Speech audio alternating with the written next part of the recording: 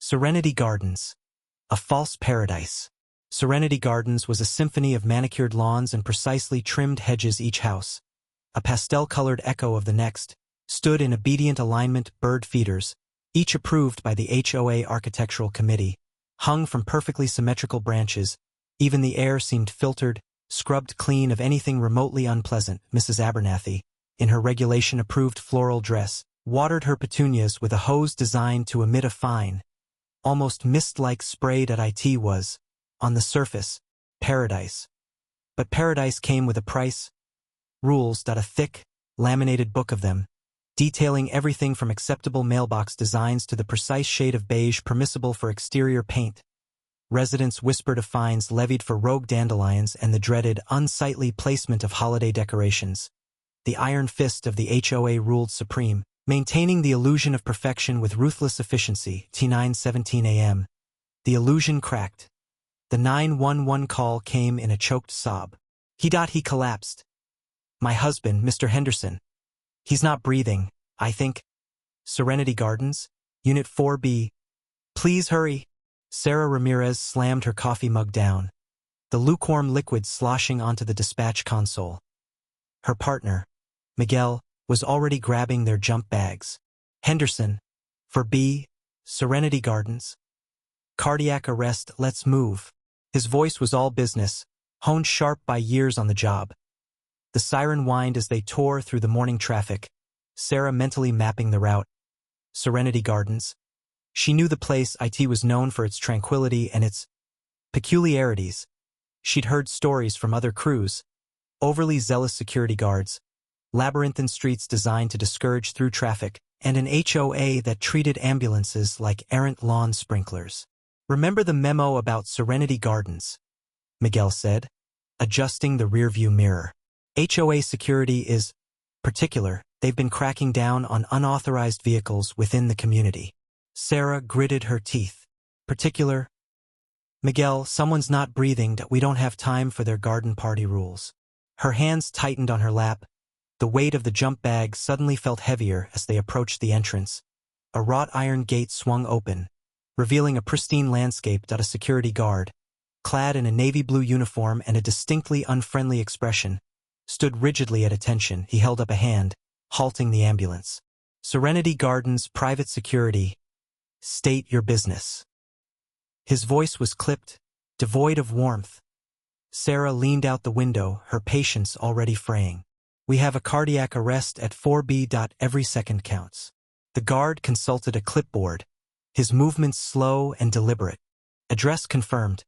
However, you are required to adhere to designated entry routes. Please proceed down Elm Street, turn right onto Oak, and follow it to Magnolia. Unit 4B is on Magnolia." "Are you kidding me?" Sarah exploded. "That's going to add at least 5 minutes. Someone is dying." "Regulations are regulations, ma'am," the guard said, his face impassive. He pointed down Elm Street with a gloved hand. "Proceed as directed." Sarah glanced at Miguel. His jaw tight, he nodded. A silent plea for her to keep her cool. "Fine," she spat, throwing the ambulance into gear. "But if this patient dies because of your ridiculous rules." The ambulance crawled down Elm Street, the siren reduced to a muted hum in deference to the peaceful atmosphere of Serenity Gardens. Sarah could feel the precious seconds slipping away, each tick of the clock a hammer blow against her conscience. This wasn't just a call. It was a race against time, and she was being forced to run it with her legs tied. The gatekeeper. The siren clawed at the air. A banshee wail ripped raw from Sarah's throat as she wrestled the ambulance through the winding roads leading to Serenity Gardens. Every second pulsed with the frantic rhythm of a failing heart. Dispatch had relayed snippets. Elderly female, unresponsive, possible cardiac arrest. Time was the enemy, a relentless tide threatening to pull her patient under. The manicured lawns of Serenity Gardens shimmered into view, an oasis of pristine order jarringly out of sync with the chaos churning inside Sarah. She floored it, the ambulance lurching as it devoured the last stretch of road. Then, the gate, a figure emerged from the guardhouse. A stout man puffed up with an importance Sarah found immediately grating, Barry Jenkins. She knew him by reputation, the bane of delivery drivers, the terror of teenagers skateboarding on the sidewalk, the self-appointed guardian of Serenity's sacred tranquility. "Hold it right there," Barry barked, his voice amplified by the guardhouse speaker. He stepped into the ambulance's path, a human roadblock erected in the face of urgency. Sarah slammed on the brakes, the vehicle shuddering to a halt. "Paramedics! We have a medical emergency? Open the gate." Barry squinted, his gaze lingering on the ambulance's flashing lights, as if trying to determine if they were real. "I need to see your identification and vehicle registration." "Are you kidding me?" Sarah exploded, adrenaline spiking. "Someone is dying in there. We don't have time for this." She threw the ambulance door open, the siren momentarily muted by the sudden silence. Barry recoiled slightly, but his face remained a mask of officious determination. "HOA policy, no exceptions. I need to verify you're authorized to be on these premises." He puffed out his chest, his uniform straining at the buttons. "Authorized?" Sarah's voice cracked with disbelief. "I'm authorized by the Hippocratic Oath, by the very concept of human decency. We are here to save a life." She gestured wildly towards the sprawling complex behind him. "Every second counts." Barry shuffled his feet, a flicker of uncertainty momentarily clouding his features. But the need to assert his authority, to stand his ground, quickly hardened his resolve. "Look, I understand there's a situation, but I have a job to do. It's for the safety and security of the residents." He tapped the clipboard he held with a stubby finger. "Just show me your ID and registration, and we can get this sorted out quickly." Sarah leaned forward, her face inches from his. "Sorted out? A woman is lying unconscious, possibly dead, while you're worried about paperwork. Do you understand the gravity of this situation?" She could feel the blood pounding in her temples, a furious counterpoint to the fragile beat she was desperately trying to reach. "I'm just following procedure," Barry mumbled. Avoiding her gaze, he took a step back, his hand instinctively moving towards the taser on his belt. The sun glinted off the yellow plastic, a silent threat hanging in the air. "Now, if you could just—" Sarah cut him off. "This isn't about procedure, Barry. This is about life and death. Get out of the way. Beyond protocol. Sir, we have a cardiac arrest that I need you to open this gate." Sarah's voice, strained but professional, cut through the humid Georgia air. The red and blue lights of the ambulance pulsed against Barry Jenkins' impassive face, reflecting in his mirrored sunglasses. He hadn't even bothered to roll down the window of his golf cart. "HOA policy," he droned, holding up a laminated card. "Unregistered vehicles require prior authorization for entry. Unit 314 is not expecting any visitors." Sarah gripped the steering wheel, knuckles white. "Policy? A man is dying. Are you seriously pulling this crap right now?" She stabbed a finger at the intercom button. "HOA, this is Paramedic Ramirez, badge number 47B. We have a code blue at 314 Oak Lane.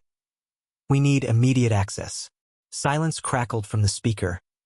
Then, Barry's muffled voice. "HOA says policy stands. Unless you have prior authorization, you're trespassing." "Trespassing?" Sarah echoed, incredulous. The scent of diesel fumes mixed with the cloying sweetness of honeysuckle, a cruel juxtaposition to the urgency pounding in her chest. "I am a first responder. This isn't some pizza delivery that I need to get through now." Barry shifted in his seat. The plastic squeaking, he seemed almost bored. "Show me the authorization, and I'll open the gate." Sarah slammed the ambulance into park. "Fine. I'm done asking." She unbuckled her seatbelt and threw the door open. The heat hit her like a wall. "Ma'am, you are obstructing official business," Barry announced, his voice rising slightly, a hint of nervousness creeping in. Sarah ignored him. Striding towards the gate that it was a simple wrought iron affair, easily bypassed.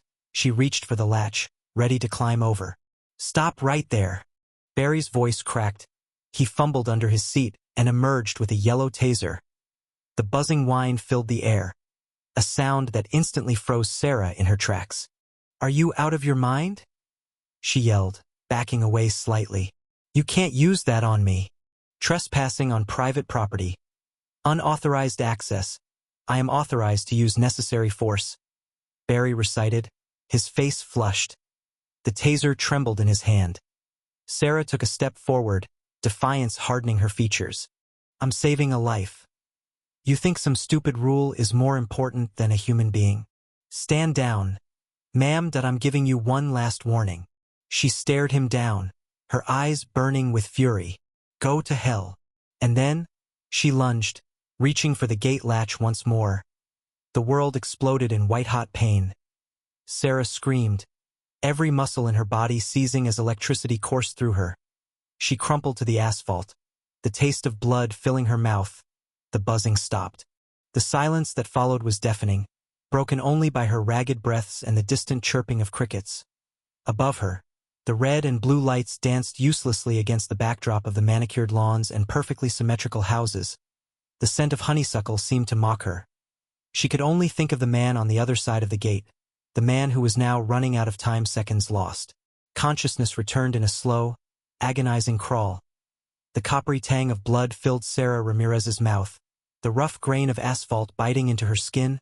Residual tremors fluttered through her muscles, a lingering echo of the electrical assault. Each breath seared her throat like fire. The taser's impact had shredded her uniform, leaving behind a constellation of burning welts. She fought to clear the fog that clung to her mind. Dispatch. Medic 27. Dispatch. Come in. Only silence answered, a cruel mockery from the unresponsive radio. A dog's bark sliced through the air, sharp and insistent. In the distance, Mrs. Davison's frantic cries reached her, distorted and faint. A desperate plea that sparked a renewed surge of adrenaline. Enough to lever herself onto her elbows, the world swam. Medic 27, respond, the dispatcher's voice, crackling through the speaker, held an edge of desperation. Medic 27, what's your status? We have a 10 to 33 in progress. Emergency traffic only. Sarah's numb fingers groped for the microphone clipped to her shoulder, her limbs betraying her. The lingering current had left her weak and uncoordinated. Each moment stretched into an eternity. Medic 27, acknowledge.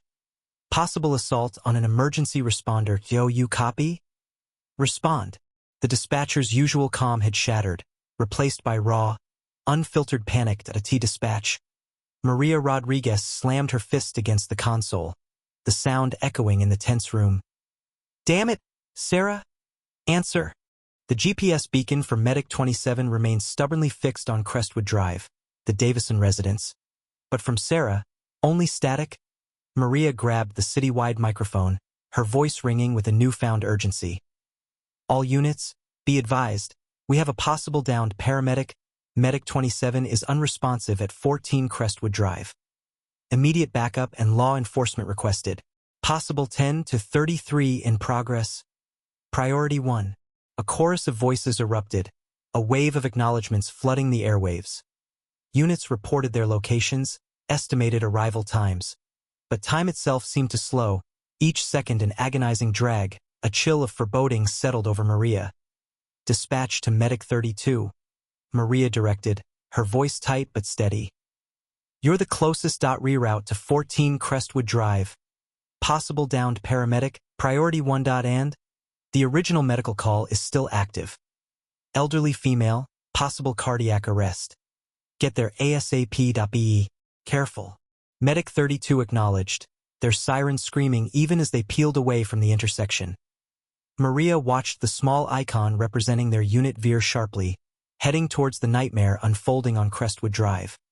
She knew the odds, understood the precarious nature of time in a cardiac event. Every tick of the clock was vital, and now, thanks to a zealous security guard and a silent radio, those invaluable seconds were slipping away. Lost. A life unravels. The second ambulance's siren knifed through the tranquil night, a jarring descant to the cricket's chorus point. 2 more paramedics, their expressions grave, hurried into the Hendersons' home, boots padding across the patterned rug. They knelt beside Arthur, their movements economical, automatic. Eleanor already intuited the outcome. The frenetic energy had dissipated, leaving a profound quietude, heavier than any storm front. After what seemed an age, the lead paramedic rose, a practiced somberness lining his face, barely concealing a flicker of defeat. He addressed Eleanor, his tone hushed, deliberate. "Ma'am, I'm deeply sorry. We did everything we could. Mr. Henderson is gone." The words hung suspended, a brutal pronouncement. Eleanor didn't shriek, didn't weep. A strange, Arctic numbness enveloped her, creating a desolate expanse where Arthur had resided. She fixed her gaze on the paramedic, his pronouncement reverberating in a sudden, high-pitched whine in her ears. "Gone, Arthur, gone." Her gaze drifted to Arthur, prone on the floor, his features still and ashen, drained of vibrancy. The paramedics began the somber process of disconnecting the equipment, their actions muted, deferential. She fought the urge to scream for them to reverse time, to restore him, to obliterate the security guard. The delay. Everything. A police officer, a young woman with compassionate eyes, approached Eleanor warily. "Mrs. Henderson, I need to ask you a few questions." The words barely registered. Questions? What significance could any inquiry possibly hold now? What conceivable interrogation could fill the chasm his death had carved into her existence? She shook her head slowly, a solitary tear carving a path down her cheek. The officer persisted gently, her voice a low murmur. "Just standard procedure. Ma'am. We need to ascertain the circumstances." Later, after the police concluded their initial investigation and the removal van had conveyed Arthur's body, Eleanor found herself alone. The house echoed with emptiness, haunted by the resonance of Arthur's laughter, the phantom sensation of his touch. The lingering aroma of his pipe tobacco hung in the air, a poignant reminder of a presence now irrevocably lost.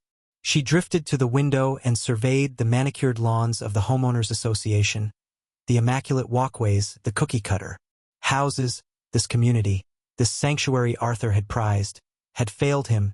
The realization solidified, a bitter chill in her core. This was no mere accident.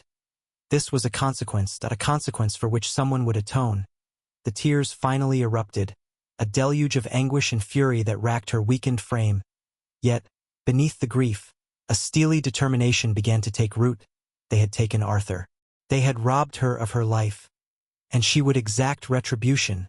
She would wage war, with every fiber of her being. For Arthur, justice would prevail. The widow's vow. The ghost of Arthur's pipe tobacco still lingered, a bittersweet familiarity swirling in the air of the living room, a scent Eleanor both yearned for and resented. 3 weeks since his collapse, since the piercing wail of sirens sliced through the afternoon, since the young medic, her face a mask of desperate urgency, had been stonewalled at the gate. 3 weeks since Arthur had exhaled his final, ragged breath. Legal documents fanned around her, their stark pronouncements a cruel counterpoint to the vanished vibrancy of their shared life. The Homeowners Association had initially offered a pro forma note of condolence, swiftly followed by a thinly veiled demand for overdue fees. Eleanor had crushed the letter, the paper whispering like brittle autumn leaves beneath her shaking grip that IT wasn't about finances. It was about holding them accountable. Her hand trembled above the phone. Doubt, a familiar shadow, crept in. She was a librarian, most comfortable amidst hushed voices. And the comforting shush of turning pages, courtrooms and litigation felt like an alien planet. But then she conjured Arthur's image, the warmth in his eyes, the curve of his smile. The paramedic's choked plea to the unyielding security guard echoed in her memory. Something firm settled within Eleanor. She grasped the receiver and punched in the numbers. Rebecca Sterling's workspace was an exercise in minimalist power, all clean lines and reflective surfaces. Sunlight poured through expansive windows, turning the cityscape into a meticulously crafted model. Rebecca, too, projected an air of sharp precision, a whirlwind of tailored power suit and penetrating questions. She listened intently as Eleanor, her voice initially unsteady, recounted the agonizing details of that day. They wouldn't grant her access? Eleanor gasped, tears blurring her vision. They wouldn't let her reach him. Rebecca leaned forward, her gaze unwavering. And the HOA maintains a policy requiring security pre-approval for all emergency vehicles? Eleanor nodded, fishing for a tissue. Arthur always thought it was absurd that he used to say it was just a matter of time before it cost someone everything. Rebecca's fingers drummed a quiet tattoo on her desk surface. I've reviewed the police report and the paramedic's sworn statement. This borders on criminal negligence. She paused, a hint of sympathy softening her features. Mrs. Henderson, I understand this is an intensely painful period. Pursuing legal action against an HOA can be a protracted and emotionally draining battle.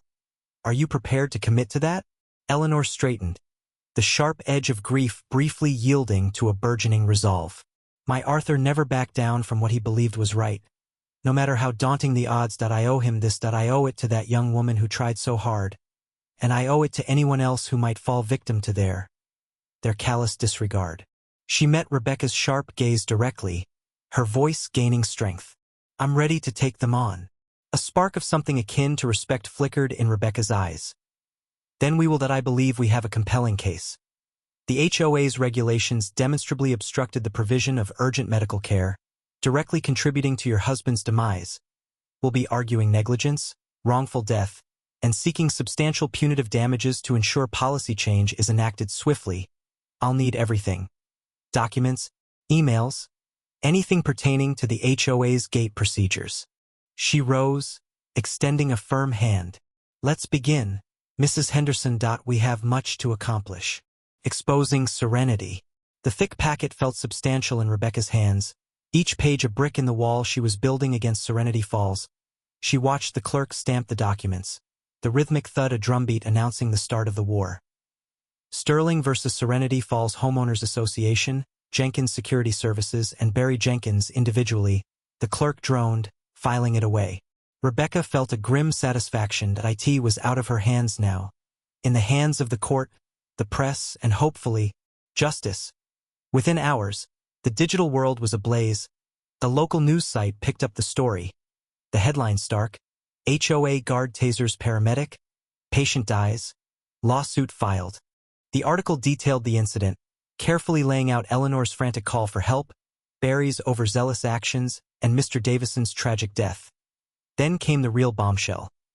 Rebecca had included an appendix detailing numerous complaints against Barry Jenkins, dating back years. A dog walker ticketed for letting her poodle sniff a fire hydrant, a teenager fined for skateboarding on the sidewalk, and, most disturbingly, a previous incident where Barry had used his taser on a delivery driver he accused of speeding.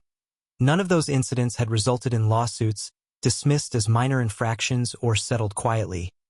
But now, strung together, they painted a portrait of a man with a power complex and a penchant for electric enforcement. The story went viral. Cable news picked it up. National blogs ran scathing editorials. The comment sections were a maelstrom of outrage, with people sharing horror stories of their own HOA experiences.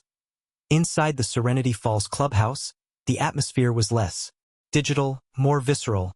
The board members were huddled around the mahogany table, the air thick with fear and recrimination. Martha Peterson, the HOA president, a woman whose meticulously coiffed hair usually radiated power, looked visibly shaken. How did this happen? She wailed, clutching a copy of the lawsuit. Jenkins has always been enthusiastic. Arthur, the treasurer, mumbled, adjusting his tie nervously. We told him to tone it down. Told him? Carol, the secretary, snapped. We should have fired him. This is a disaster. Property values are going to plummet. Barry, standing stiffly by the door, his usual swagger deflated, shifted his weight. I was just doing my job, he muttered, his voice barely audible above the din, enforcing the rules. The rules, Martha shrieked. The rule about only allowing beige flower pots? The rule about having to get architectural approval for your Christmas lights? Those are the rules you're defending.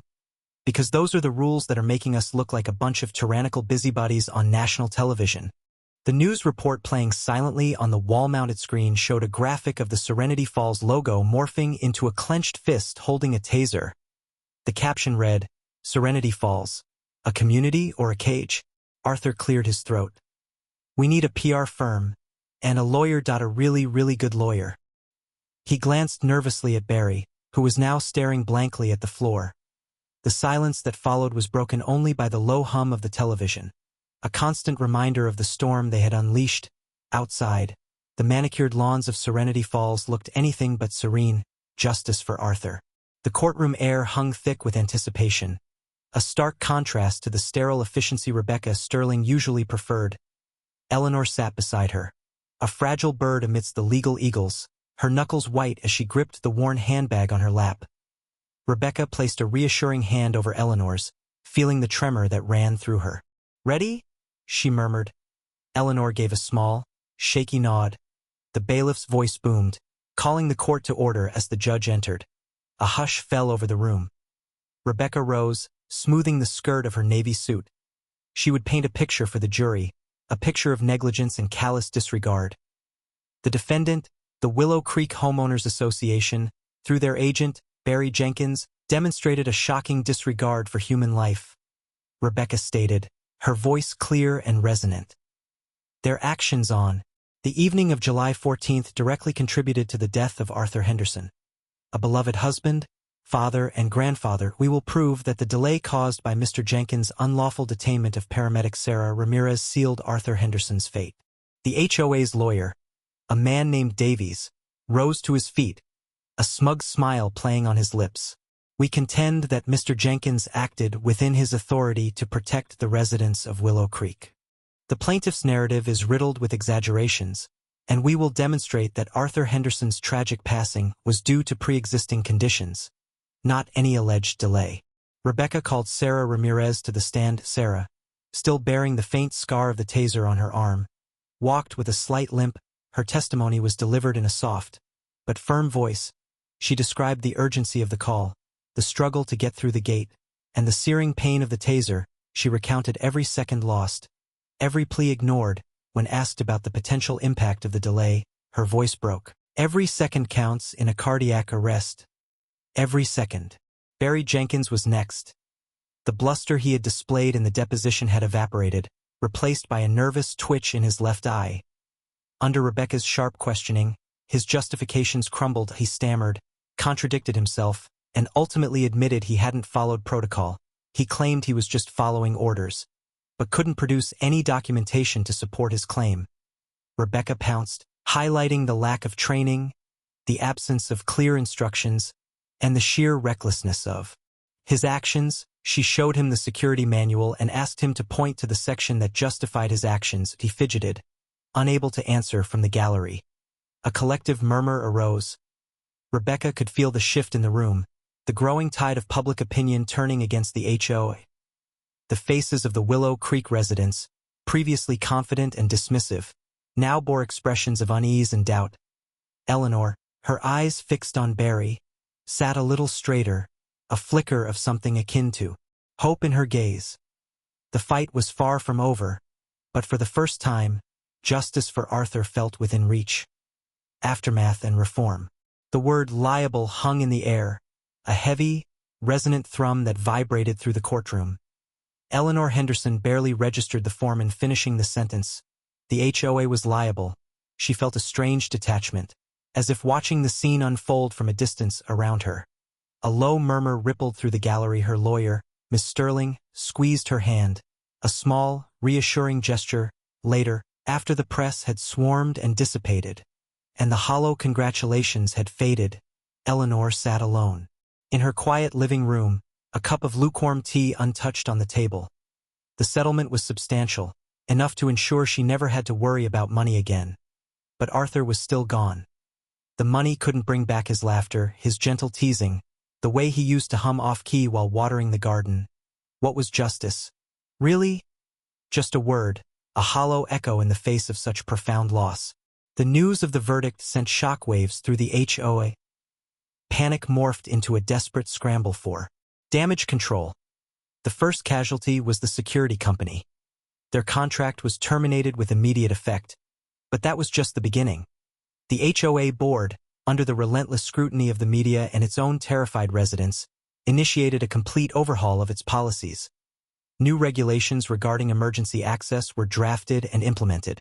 Security personnel underwent mandatory de-escalation training and were explicitly forbidden from interfering with emergency responders.